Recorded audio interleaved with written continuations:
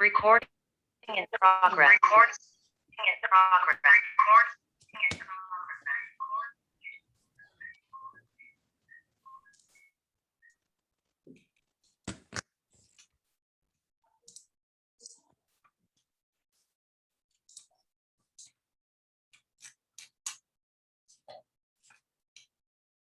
Buenas tardes. Bienvenidos de nuevo a este nuevo ciclo de talleres mensuales de la Fundación New Health. Este taller lo desarrollamos dentro del proyecto Sevilla Contigo, Ciudad Compasiva, que trabaja para mejorar la calidad de vida de personas con enfermedad avanzada y final de vida y sus familiares con la implicación de la comunidad.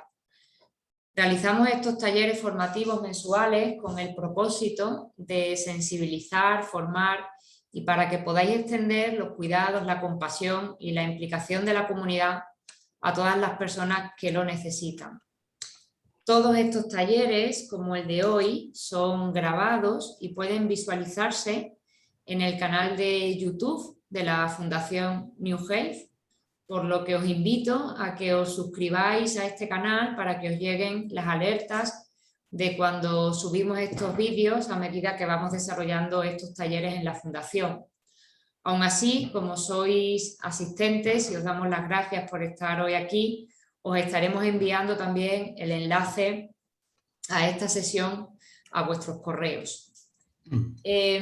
Como sabéis, nuestras actividades son gratuitas y de libre difusión, pero siempre agradecemos a quienes quisieran contribuir con una donación a esta causa desde la propia web de la Fundación en el apartado de Colabora, donde también tenéis la oportunidad, si quisierais, de haceros socios de la Fundación. Para asegurar la calidad del sonido, se os ha silenciado el micrófono a los asistentes, pero tendréis disponible en todo momento el chat para hacer las preguntas que deseéis y que trasladaremos al docente al final de la sesión para que sean atendidas. Y hoy tenemos con nosotros a Jaime Boceta, seguro que muchos ya lo conocen. Jaime es una de las primeras personas que conocí cuando comencé a trabajar en cuidados paliativos. Siempre me sale una sonrisa al presentarlo porque es la mejor descripción que puedo dar de él. Es una excelente persona, un excelente compañero de trabajo y de investigación y un excelente profesional. Jaime es médico de familia, profesor asociado en el Departamento de Medicina, en la asignatura de Ética Médica y de Cuidados Paliativos de la Universidad de Sevilla. Es médico del equipo de soporte de cuidados paliativos del Hospital Universitario Virgen Macarena. Y hoy nos acompaña para darnos la sesión de Esperanza al final de la vida, en la que trabajaremos sobre cómo entender la esperanza como expectativa, cómo desear que ocurra algo bueno o mejor y esa posibilidad de hacer proyectos también en el final de la vida. Como siempre, muchísimas gracias, Jaime, por acompañarnos y adelante, y espero que disfrutemos todos de este taller. Puedes empezar tu presentación. Muy bien, muchísimas gracias, Silvia. Voy a compartir la pantalla. Creo que se ve bien, ¿verdad? Se ve perfectamente, Jaime. Estupendo, estupendo. Bueno, pues como decía, muchísimas gracias y a ver si quito esto para que no me tape a mí la pantalla. Ahora, eso es. Muy bien, bueno, pues lo primero daros las gracias a la Fundación y a todos los que estáis conectados porque yo creo que es un tema bonito que nos mueve a todos y que tenemos que alimentarlo. Y los objetivos de este rato, lo primero sería que sea un rato para nosotros. Vamos a estar 40 minutos, una hora dándole vueltas a esto, que sea un rato de autocuidado y de crecimiento personal. Que veamos cómo reconocer la esperanza, y a veces es una sensación, una emoción, cómo identificarla en nuestras propias vidas, y para eso también hace falta un ejercicio de introspección y de reflexión, cómo identificarla en la relación con los otros y en la trascendencia. Y eso es un ejercicio de conexión. También facilitar la reflexión y por tanto utilizar la razón. Y por último, incluirla en la práctica cotidiana, que seamos personas esperanzadas y esperanzadoras. Son unos objetivos muy ambiciosos, no hay por qué lograrlos todos, pero por ahí es por donde quisiera que fuéramos. Y para eso, pues una lluvia de ideas, unas palabras, frases breves que incluso si queréis ir poniendo en el chat, sería estupendo compartir antes de empezar, y es ¿qué me viene a la mente cuando hablamos de esperanza? Al pensar esperanza, ¿qué es lo primero que me viene a la mente? También os propongo pensar, escribir, decir momentos de la vida en los que me resulta más fácil notar la esperanza, notarla como realidad. Y, por último, situaciones o vivencias en las que hemos notado que es real, hemos notado la esperanza. He notado la esperanza en mi vida, en tal situación, en tal otra. He notado la esperanza en nuestra comunidad, en nuestra ciudad, en nuestra... ¿Cómo hemos notado? ¿En qué hemos notado la esperanza? Creo que este ejercicio es bueno como punto de partida para que a continuación intentemos reflexionar y darle forma a algo, pero a algo que ya está en nosotros. Y la esperanza, el tema de hoy era la esperanza en la enfermedad terminal y en la muerte. La enfermedad terminal es un momento de búsqueda espiritual, porque nos vemos en situaciones en las que es muy difícil huir o distraerse del hecho de que estoy en el final de la vida. La persona necesita aceptar esa situación para adaptarse a ella y poder avanzar. No todo el mundo lo acepta y tampoco es la única manera sana de afrontarlo. Hay personas a las que la negación les sirve y viven hasta el final en una situación de negación.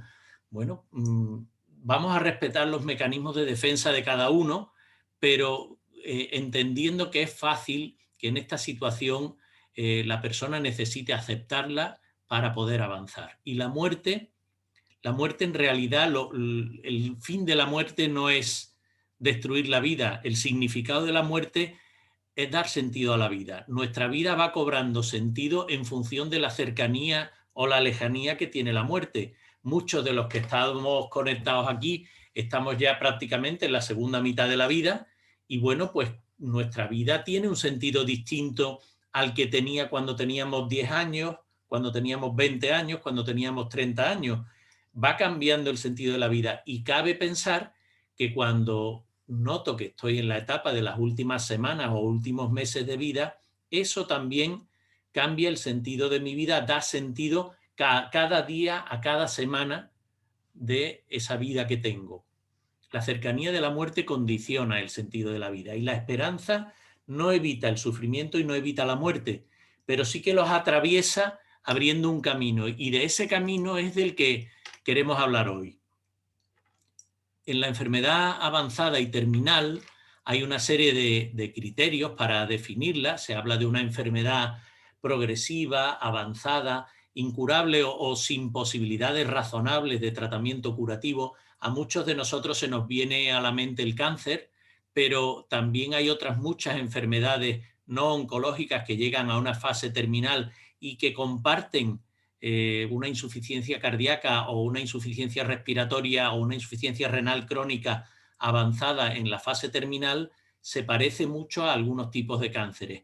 Por tanto, el enfoque de cuidados paliativos no es exclusivo para las enfermedades oncológicas y es una enfermedad que provoca síntomas. A todos se nos viene a la cabeza el dolor y el tratar el dolor, pero también hay otros síntomas importantes, síntomas físicos como la disnea o la debilidad o los síntomas psicológicos como la tristeza o la ansiedad. También aparece en esa enfermedad, con esos síntomas aparece sufrimiento. Y ahora intentaremos definir qué es eso del sufrimiento para ver si queremos acompañar en el sufrimiento y aliviar el sufrimiento, ¿de qué estamos hablando cuando hablamos de sufrimiento? Y en esa enfermedad terminal hay una presencia implícita o explícita de la muerte, con un periodo que se viene a hablar de que estemos en los últimos meses de vida, 6 meses, 1 año, semanas de vida, meses de vida. No es la fase de últimos días de vida, que se suele definir como la fase agónica, sino la fase avanzada o terminal, últimos meses de vida. Y ahí hay una importante llamada a centrar la atención en la persona, no en el personaje que representamos a veces, y tener en cuenta la familia, la relacionalidad. La relacionalidad es lo más humano del ser humano y la enfermedad es solo una parte de esa persona. En cuidados paliativos hacemos un enfoque integral atendiendo a toda esa realidad de la persona. Pues bien, ha habido 2 psiquiatras que no participaron en la creación del movimiento hospice o el movimiento de los cuidados paliativos, pero influyeron enormemente con su obra a entender ese movimiento de cuidados paliativos. Y son Viktor Frankl, y sobre todo una obra de Viktor Frankl que es El sufrimiento y la cuestión del sentido, y también Elizabeth Kubler-Ross con su obra sobre la muerte y los moribundos. Son obras muy recomendables para leer a quienes estén interesados en estos temas. Y claro, si intentamos definir, si intentamos aliviar sufrimiento, deberíamos intentar definir qué es sufrimiento. Yo creo que todos sabemos distinguir, una cosa es dolor, otra es sufrimiento, pero para intentar poner eso negro sobre blanco, Gavrin y Chapman, basándose en una definición previa de Eric Kassel, definieron el sufrimiento como un estado afectivo y cognitivo negativo que se caracteriza por la sensación del individuo de verse amenazado en su integridad, con un sentimiento de impotencia ante esa amenaza y el agotamiento de los recursos personales y psicosociales que le permiten afrontarla. De alguna manera, como vemos en el mito de Sísifo, estoy afrontando algo que me amenaza y que me puede aplastar. Si esa definición la convirtiéramos de un modo práctico en un cociente, en el numerador tendríamos la amenaza y en el denominador los recursos de los que dispongo para hacer frente a la amenaza. Es una definición muy práctica porque si yo quiero disminuir el sufrimiento, quiero aliviar el sufrimiento, la manera de disminuirlo es disminuir el numerador de ese cociente, disminuir la amenaza, y en eso nos centramos mucho en la medicina, pero también, y en igualdad de importancia, aumentar el denominador. Si hago mayor el denominador, el resultado de ese cociente va a disminuir. Aumentar los recursos de los que dispone la persona, reforzar sus recursos personales y psicosociales para afrontar esa amenaza. Y esto a veces se nos olvida y es enormemente importante. Viktor Frankl fue un psiquiatra vienés que estuvo en varios campos de concentración y que escribió esta obra, El hombre en busca de sentido, una obra maravillosa. Y Viktor Frankl hablaba no solo del sufrimiento evitable, en cuidados paliativos intentamos evitar o aliviar el sufrimiento, sino también ante el sufrimiento inevitable, decía Viktor Frankl, el dolor ha de ser eliminado siempre que sea posible, pero existen dolores que no se pueden eliminar. Entonces, cuando ya no puede cambiar nada de la situación, soy yo el que tengo que cambiar ante la situación que vivo. Y cambiando yo mismo, creciendo, madurando con esa situación, me hago más fuerte y valiente para vivir el sufrimiento con fortaleza y dignidad. Y termina ese párrafo de su obra diciendo: al hombre se le puede desposeer de todo menos de la última de sus libertades. Esto es muy fuerte, la libertad para decidir su actitud ante su propio sufrimiento. Y esto lo está diciendo una persona pues que está viviendo, bueno, pues nos tienen prisioneros, nos dan un mendrugo de pan al día, pero yo estoy famélico, pero me queda la posibilidad de elegir si comparto mi mendrugo de pan con este que está más débil o si le robo el mendrugo de pan a este que está más débil, total, si este ya no tiene solución. Esa situación extrema que afortunadamente no vivimos hoy, pero también vivimos situaciones muy extremas ante determinadas enfermedades. Entonces, el sentido antropológico del sufrimiento, ha habido muchos autores que han reflexionado sobre esto y hablan a grandes rasgos de 3 sentidos: el sentido de aceptación, de interrogación y de crecimiento. La aceptación, porque el enfermar nos viene impuesto y no somos libres de enfermar o de no enfermar, no somos libres de morir o no morir, pero sí somos libres para adoptar una actitud de aceptación o de huida. Y el que acepta la situación lo convierte en una tarea, que es la tarea de reorganizar su vida contando con esa verdad, a veces dramática, que se ha hecho presente. Una función, también un sentido de interrogación sobre el sentido de la vida y el sentido de la muerte. Y para ayudar a elaborar eso, también conviene que las personas que acompañamos a otros en esa fase reflexionemos sobre el sentido de nuestro propio sufrimiento, el sentido de nuestra propia vida. Yo creo que si dedicáramos un fin de semana entero a hablar sobre el sentido de la vida, es posible que al final dijéramos, ¿cuál es el sentido de mi vida? ¿Para qué estoy aquí? Probablemente acabáramos diciendo, para ser felices. Seguramente sería muy distinto de los 100 personas que estamos ahora mismo conectadas o de las 60 personas que estamos conectadas. Habría muchos que no coincidirían en qué es eso de ser felices. ¿Qué es ser feliz? Pero de alguna manera es desarrollar una vida en plenitud según mis valores, en plenitud sobre mis proyectos. Y lo que da sentido a nuestra vida son los proyectos que vamos haciendo y cómo adaptamos nuestra vida a ir haciendo realidad esos proyectos. Vivimos el presente, pero también vivimos hacia el futuro y vivimos desde un pasado. Eso es lo que va dando sentido a nuestra vida. Y un último sentido en el sufrimiento es el de crecimiento, porque hay un cambio en los valores, hay una maduración y desde una nueva óptica se distingue lo que realmente es importante de lo que no. Y en eso también hay una invitación a valorar la calidad de vida. Cuidado cuando valoremos la calidad de vida de un enfermo desde nuestros parámetros de salud, porque podemos considerar que es insoportable alguna limitación del enfermo y que ese enfermo haya aprendido a sobrellevarla con serenidad y con esperanza. Yo en esto siempre me acuerdo de Gonzalo. Él sabe que durante años ha sido mi paciente favorito. Murió el año pasado, pero Gonzalo estuvo muchos años siendo paciente mío.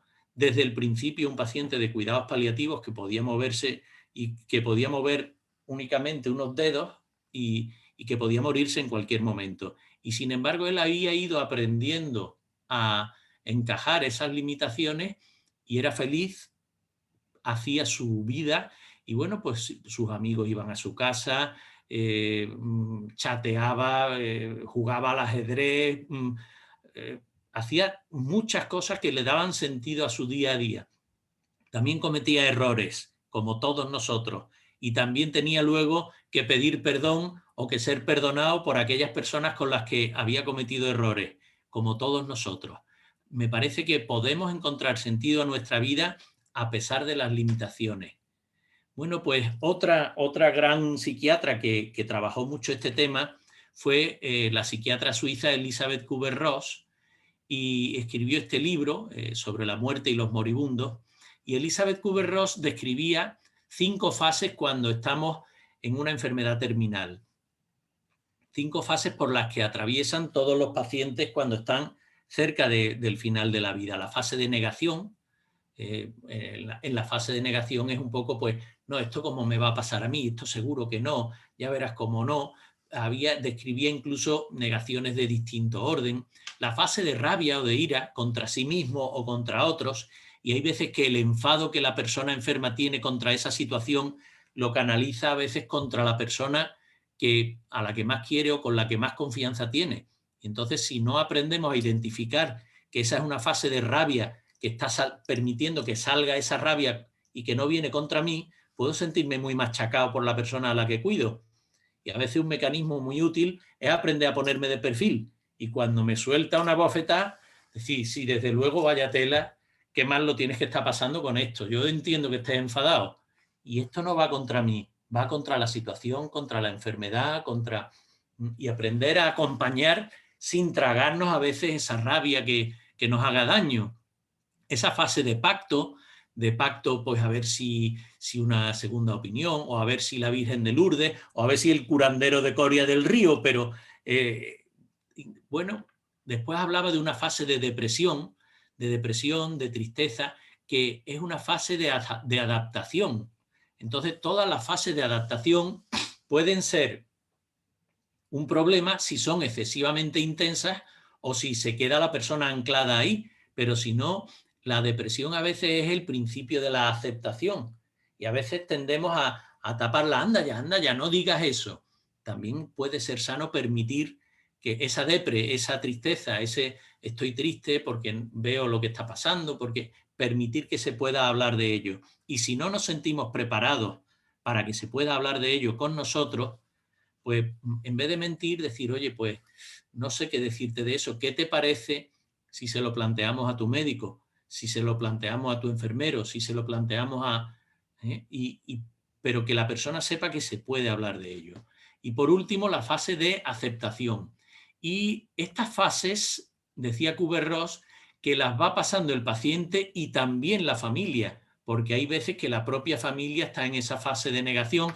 Como dice el psicólogo de nuestra unidad, José María Cabral, él dice, nadie es capaz de estar mirando al sol durante mucho rato.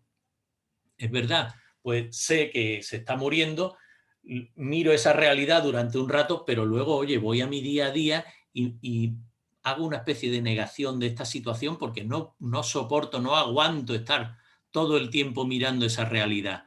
Bueno, y a veces estas fases no son secuenciales, no van en un orden, y un paciente que estaba ya en fase de aceptación, de nuevo vuelve a una fase de negación. O, bueno, pues entender este marco en el que estamos yo creo que puede ser muy útil para nosotros. Pero decía Kubler-Ross, la única cosa que persiste durante las distintas fases es la esperanza como deseo de que todo tenga un sentido y que a veces se objetiva en esperanzas muy concretas.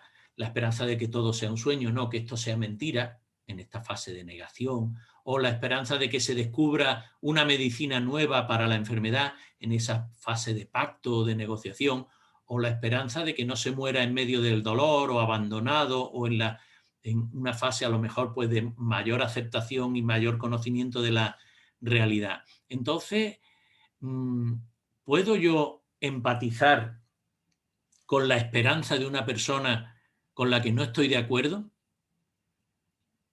He estado hablando con un paciente que está hablándome de su situación, de su enfermedad, y al día siguiente cuando voy a verlo me dice, doctor, porque yo estoy aprendiendo mucho de todo esto y cuando yo esté mejor quiero organizar una fiesta en la playa y lo vamos a celebrar el verano que viene porque este verano ya no nos coge bien. Y antes de ayer había estado hablándome de que él sabe que no va a llegar a Navidad. ¿Qué está pasando ahí? Ahora hay una negación. ¿Puedo yo empatizar con esa esperanza que me está transmitiendo o debo decirle, anda, ¿qué dices? ¿Tú cómo vas a llegar al verano que viene? ¿Verdad que no? ¿Cómo puedo empatizar, conectar con esa esperanza? Pues definiendo la esperanza no solo como expectativa realista de que ocurra algo bueno o mejor, sino que la esperanza también a veces es un deseo de que ocurra algo bueno o mejor. Y transmitir esperanza y conectar con la esperanza de esa persona es tarea de profesionales o de personas esperanzadas. Acompañar desde la esperanza requiere trabajar la esperanza en nosotros mismos. La esperanza suele nacer de experiencias positivas que ya hemos vivido, aunque sea en medio del sufrimiento, experiencias teñidas de solidaridad, de acercamiento, de afecto. Incluso la esperanza en el más allá nace de experiencias positivas en el más acá. Y no nos olvidemos de esto. La esperanza no es una proyección al futuro de un ideal frustrado. El futuro, desde la esperanza, el futuro, lo que creemos es que el futuro consolidará experiencias presentes gratificantes. No es una percepción ideal de futuro frustrado y frustrante. Trabajar la esperanza implicaría trabajar la esperanza en el presente, en el aquí y el ahora. Como dice Pilar Barreto, una psicóloga de Valencia, ella dice mucho ensanchar la esperanza en el aquí y el ahora. Y es que nosotros no somos la esperanza, pero podemos ser eco de la esperanza. Lo mismo que no somos la salud, pero podemos ser agentes de salud que se acercan a la persona y transmiten cuidados, transmiten bienestar, transmiten algo que les ayuda en su estado de salud frágil. También este autor, Peraclia, habla de trabajar la esperanza en el presente, trabajar la esperanza hacia el futuro y trabajar la esperanza, curioso, hacia el pasado. Entonces, él habla de los distintos tipos de hope work, de cómo trabajar la esperanza.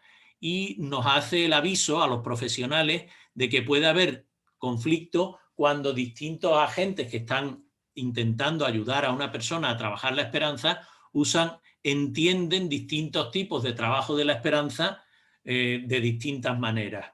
Pero en definitiva, hacia el futuro, cuando estamos en una medicina curativa, hablamos de esto está yendo mejor, pero cuando estamos hablando en una medicina paliativa, la esperanza hacia el futuro también es la persona está sintiéndose mejor y podemos trabajar la esperanza desde ahí, de qué bueno que te sientes mejor, vamos a ver qué podemos hacer para que te encuentres mejor.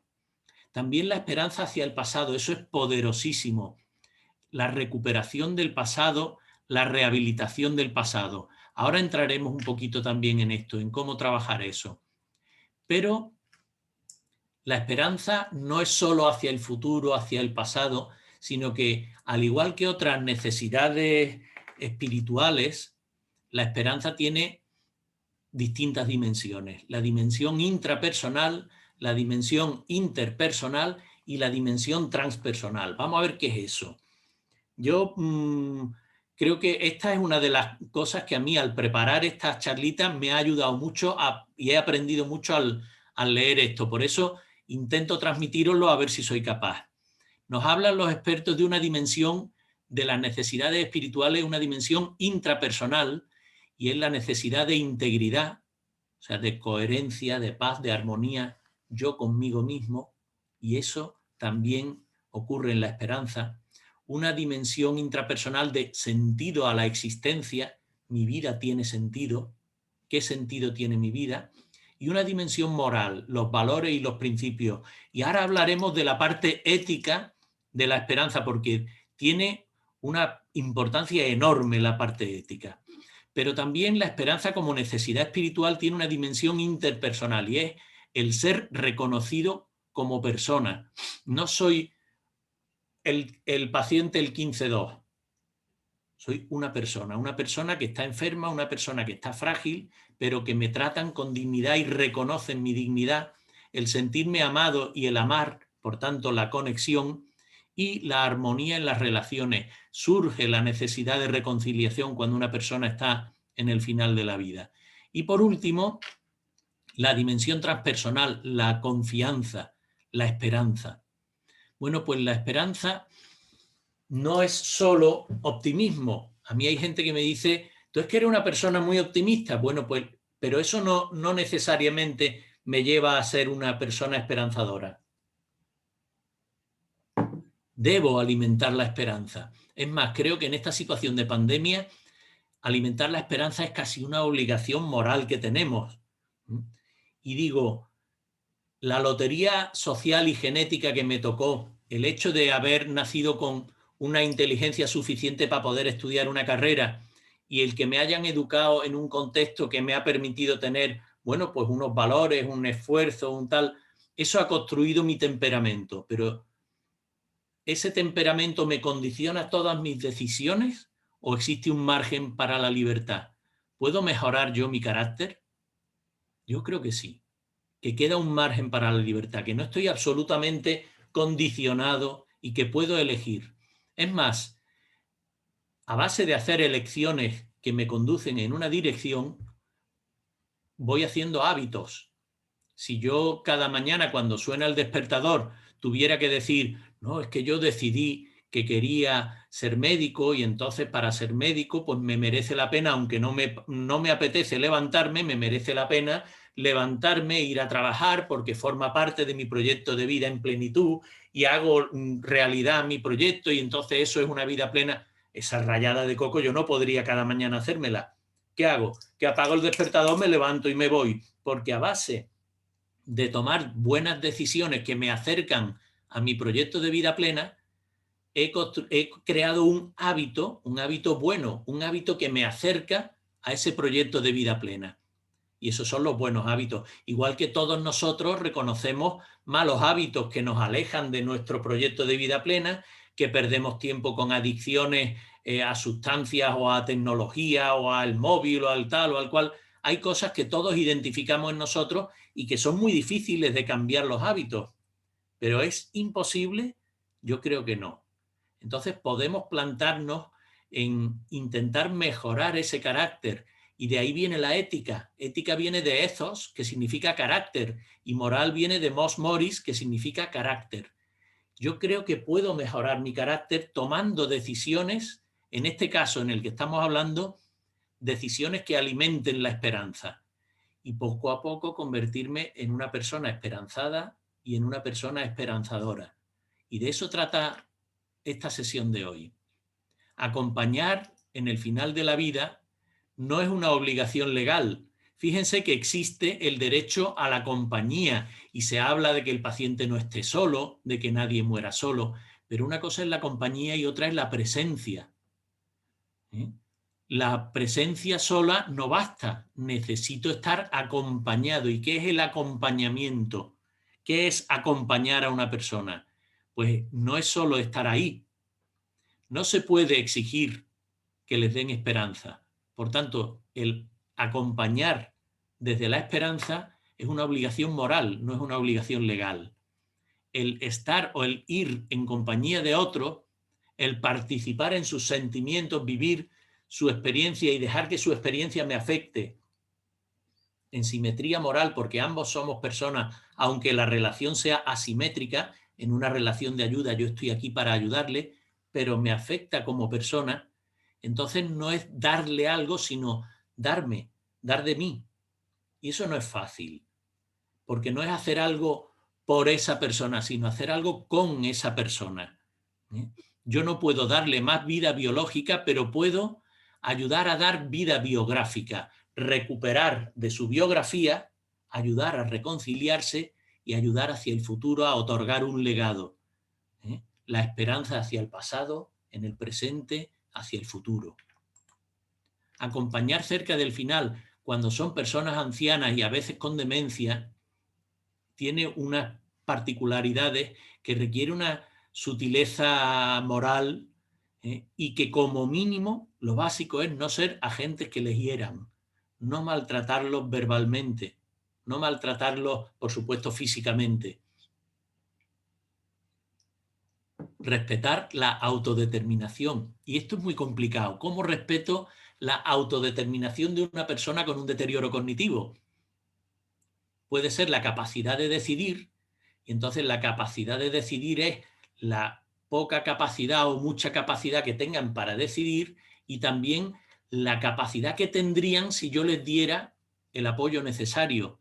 Con mi apoyo pueden decidir cosas que no podrían decidir sin mi apoyo. Fijaos que ahí estamos en un terreno apasionante.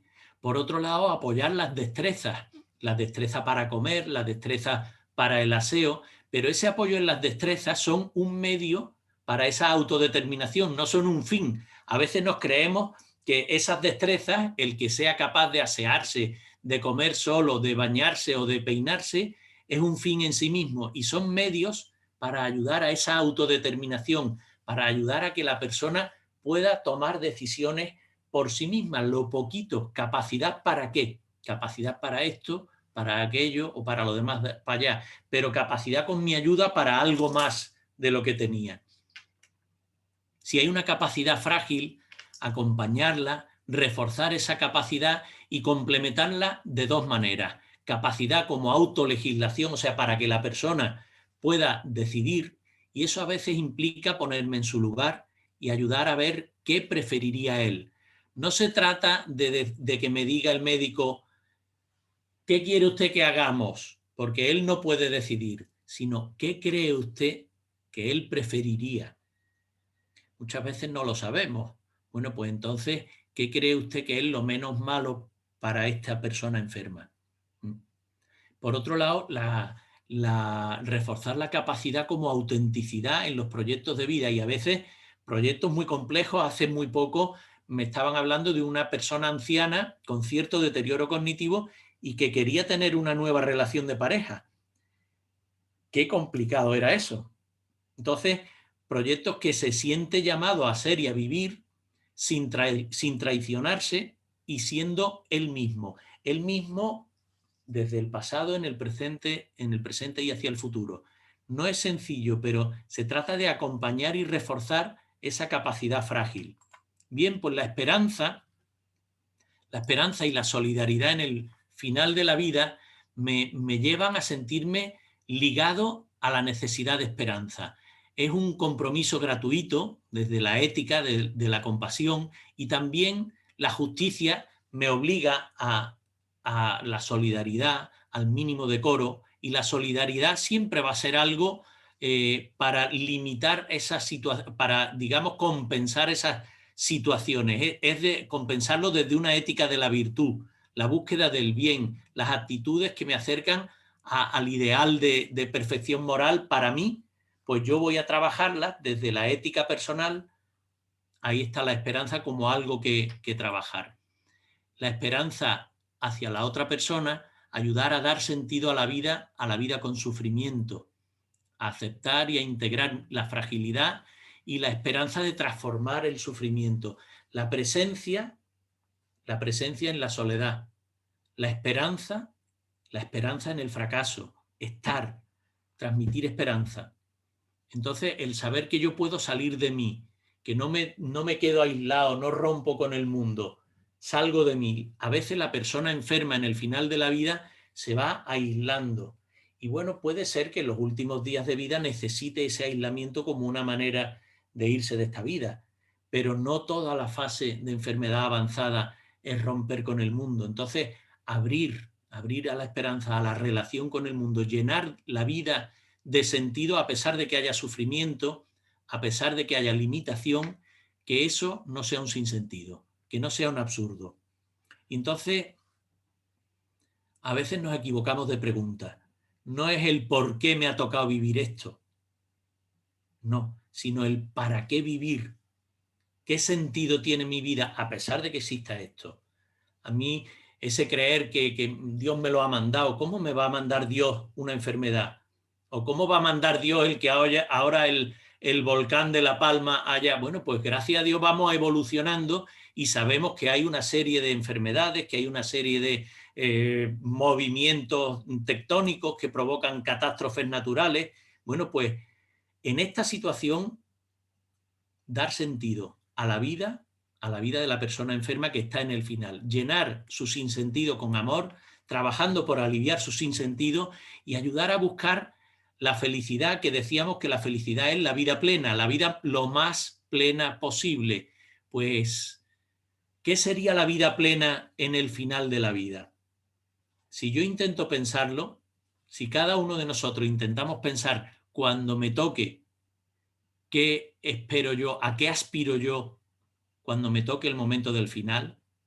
¿Qué querría yo?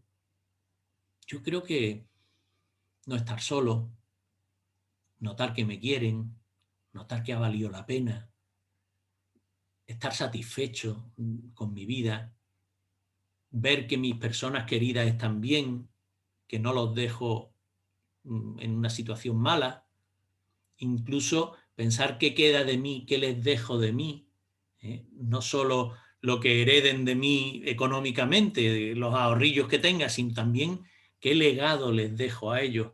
Bueno, pues si eso es lo que da sentido a mi final, probablemente todo eso estará dando sentido a la persona enferma a la que estoy acompañando. Buscar una vida lo más plena posible y luchar contra el sufrimiento de esa persona, acompañando con compasión en ese proyecto de ciudades compasivas, Sevilla compasiva. Bueno, pues la compasión y el acompañamiento significa un apoyo compasivo de la persona que está acompañando, orientado hacia la aceptación de la situación y hacia la entrega, no obligando a la aceptación. Hay personas que se instalan en la negación y realmente no hay tiempo ni habilidad para ayudarles a salir de la negación, y quizá lo menos malo sea que mueran en esa situación de negación. Pero si podemos acompañar orientado hacia la aceptación, mejor. Ayudar a atravesar el sufrimiento y a descubrir, pues, ese nuevo espacio de conciencia abierto a la paz, a la serenidad, a la esperanza, y a establecer una relación de confianza que permita que intervengamos en las necesidades y en los recursos de la persona. Intervenir compasivamente, facilitando la aceptación de la situación y la entrega, bueno, en esa situación. Por tanto, la intención del acompañamiento sería, como venimos hablando todo el tiempo, hacia lo vivido, hacia la propia situación, hacia la conexión con los demás. Os pongo ahí esta foto de la primera comunión con el balón de fútbol, porque recuerdo cuando de los primeros casos de cuidados paliativos que atendí, yo llegué a esto a través del SIDA y bueno, pues era un chico que había caído en las drogas, eran los años principios de los 90, le había robado a la madre pero todo, y había vendido todo y se había metido por la vena lo más grande, y ahora volvía a casa de su madre a morirse. Y esa madre lo perdonaba. Ese padre, qué trabajo le costaba. Y cómo ese enfermo necesitaba perdonarse algo que a lo mejor su propio padre no le terminaba de perdonar. ¿Y cómo podíamos ayudar? Entonces vi una foto de la primera comunión del chaval y empezamos a hablar de la primera comunión. Y hablando de la primera comunión, repasamos una biografía en la que esa persona empezó a sonreír, sus padres empezaron a sonreír y veían que no siempre había sido la situación catastrófica en la que estaba en este momento presente. Su vida y él también era lo que había sido, lo que había podido llegar a ser, las relaciones que había tenido con su padre, con su madre, y al final ese padre acababa gastándole broma a ese hijo y recordando cosas y contando chascarrillos, y bueno, pues el notar que la persona no es solo lo que hay ahora mismo, sino también toda su biografía, el ayudar a perdonar y a pedir perdón, forma parte de ese trabajar la esperanza hacia el pasado y en el presente, y por supuesto hacia el futuro. Elaborará mucho mejor el duelo ese padre si ha conseguido perdonarlo que si no lo ha conseguido, sin duda. Promover la conexión amorosa. Y entonces la palabra amor a veces tiene un poder enorme. Sí, me parece que hay una interferencia con una voz de Elisa Romero. Por favor, que silencie su micrófono. Gracias. Bien, estábamos hablando de la palabra amor. Yo esta mañana entraba en la habitación de una persona que estaba en la cama, que estaba enferma, y sería muy bruto para no darme cuenta de que esa persona, ahí había sufrimiento, había pues un oxígeno, había un poquito de disnea, había un gesto de dolor, pero también tendría que ser muy bruto para no darme cuenta de que era una persona muy querida. Y se veía alrededor cariño, amor de familia, amor de hijo, amor de... Bueno, pues eso, hacerlo presente. Oiga, me parece que usted es una persona muy querida. Sí, sí, la verdad es que sí. Y estábamos en urgencias, en una consulta de urgencias. Y esta señora decía, sí, sí, la verdad es que sí. Oiga, pues normalmente cuando una persona que está enferma es tan querida, suele ser que es una buena persona, ¿verdad? Y dice, hombre, yo siempre lo he procurado. Fijaos qué poderoso esa persona que estaba muy mala, que se va a morir pronto, pero de repente el hacer caer y poner allí encima de esa camilla, él es una persona querida y es una persona buena. Eso que salta a la vista merece la pena ponerlo ahí. Lo mismo que salta a la vista que tiene dolor o que tiene disnea o que necesita un tratamiento de tal o de tal tipo. Entonces, acompañar es también generar calidez, apoyo, confianza y a veces promover la aceptación de la muerte. Todo depende de la madurez y de la experiencia de ese paciente. No hay que empeñarse en que el paciente acepte la realidad de la muerte, pero cuando eso ocurre, también abre un proceso enormemente esperanzador. ¿Qué pistas podríamos dar para esto? Y estamos terminando. Sostener el dolor en ese viaje de la persona hacia su interior, y eso puede hacer trascender los roles y encontrarnos que nos vinculamos y que la persona se vincula más allá de su propia existencia. ¿Con qué se vincula? Ahí vienen sus creencias, su fe, su espiritualidad. Explorar la experiencia previa de vida espiritual de esa persona. ¿Qué recursos tiene? ¿Qué creencias? ¿Qué rituales? Los rituales nos ayudan muchísimo. Rituales a veces como el decir, quedamos a comer este grupo de amigos para celebrar la vida cuando se termina el verano. Oye, queda a comer con ese grupo de amigos. No, a veces no son, a veces rituales tienen que ver con cuestiones mucho más profanas, pero también rituales religiosos. Una gran ayuda para facilitar la aceptación y la trascendencia son los ritos de tipo religioso.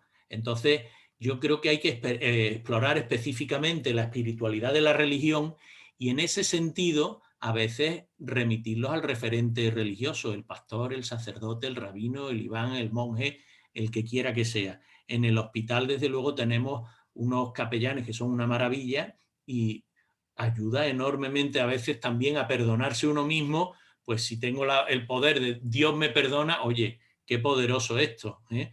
Sean cuales sean mis creencias, voy a ayudar a esa persona desde las suyas.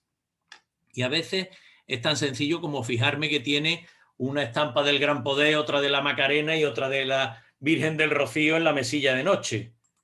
Bien, actitudes, como nos dice este autor, de hospitalidad, presencia y compasión, y la palabra compasión va más allá de la respuesta empática, porque me invita a traspasar, a trascender el sufrimiento, y no es solo empatía, sino reconocer el sufrimiento y moverme a aliviarlo. Esa es la propuesta de definición que hay para la Real Academia Española, la propuesta de definición de compasión.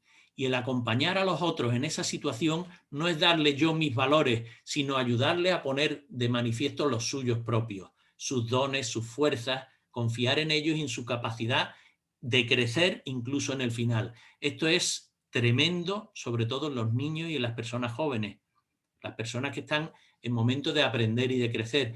Y cuando un niño está en el final de la vida, eso es terrible, pero una de las necesidades que tiene el niño es la necesidad de aprender. Y no puede, lo mismo que no puede dejar de comer, no puede dejar de aprender.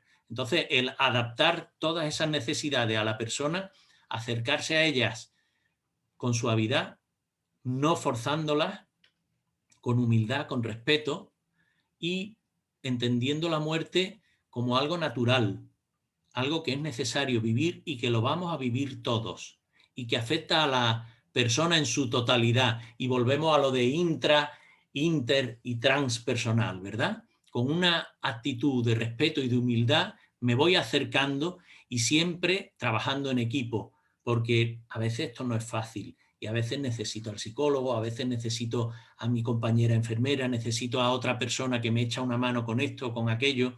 Y si somos personas no profesionales que estamos acompañando a personas en este trance, también el pedir ayuda y el no meterme más allá de donde soy capaz de meterme, porque esto requiere madurez y cierto equilibrio personal, ¿eh? El afrontar mis propias pérdidas si estoy ayudando a una persona en esa situación de pérdidas y el ser sensible a las necesidades del otro.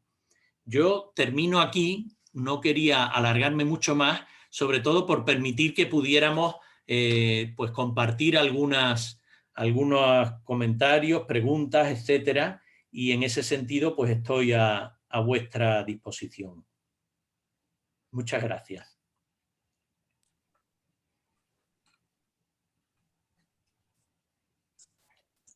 Muchísimas gracias, Jaime, un verdadero placer escucharte. Una maravillosa presentación que además has sirve mucho para la reflexión y de hecho vamos a dejar unos minutos por si alguien quisiera hacer alguna pregunta, algún comentario, alguna reflexión. Tenemos un tiempo con Jaime para poder disfrutar de ello. Así que os invito a todas las personas que habéis estado aquí durante toda la sesión. Muchísimas gracias por estar y estáis invitados a hacer alguna pregunta que vamos a poder estar viendo desde el chat que hemos habilitado. Estas charlas se pueden volver a ver aprovechando la pregunta de Clarisa también para todos. Se os enviará a todos los que estáis presentes el enlace a la charla que se sube al canal de YouTube, o sea que lo podréis ver a partir del día de mañana, ¿vale?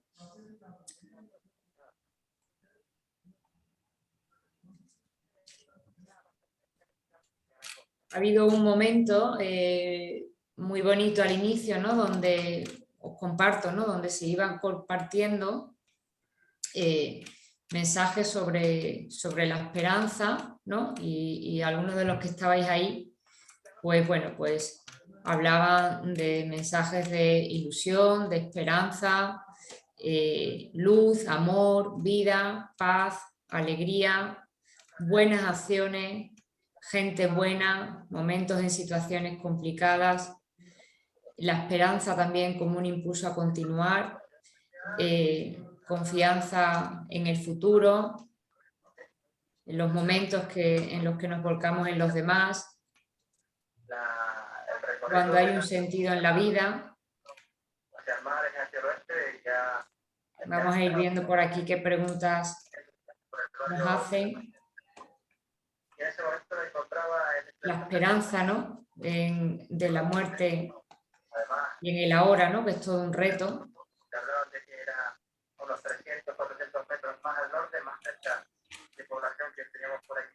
No sé si hay por ahí alguna persona que quiera hacer alguna pregunta.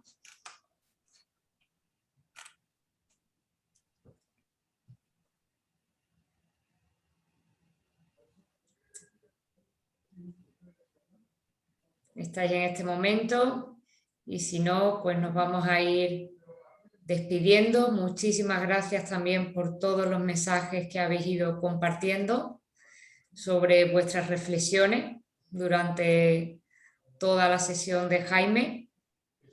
Esperamos veros muy pronto. Ya sabéis que comenzaremos a tener estos talleres que tendremos mensualmente.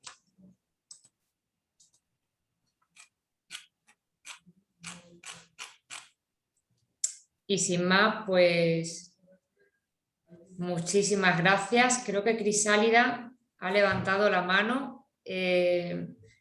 Le vamos a dar... Hola. Hola. Sí, hola. Lamento haber llegado tarde, pero no me ha sido posible hacerlo de otra manera. Entonces, quería preguntar, aparte de que podemos verlo hoy, después, pero me gustaría saber si es posible tener toda esta información en PDF, en texto. Por mí, desde luego, encantado, ¿eh? Sí, ¿cómo podemos hacerlo? Le pediremos a Jaime que nos envíe la presentación y Claro. si él nos la comparte, que seguramente que sí, que está diciendo que sí, os la enviaremos junto con el vídeo. Gracias, muchas gracias. Un placer, Crisálida, muchas gracias. Besito.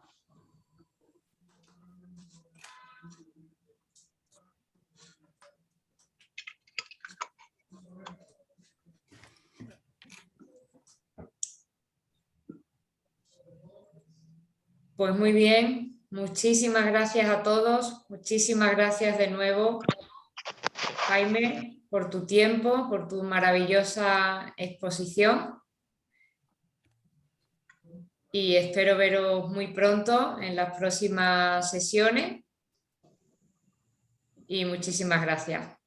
Que estéis todos muy bien. Gracias. Gracias.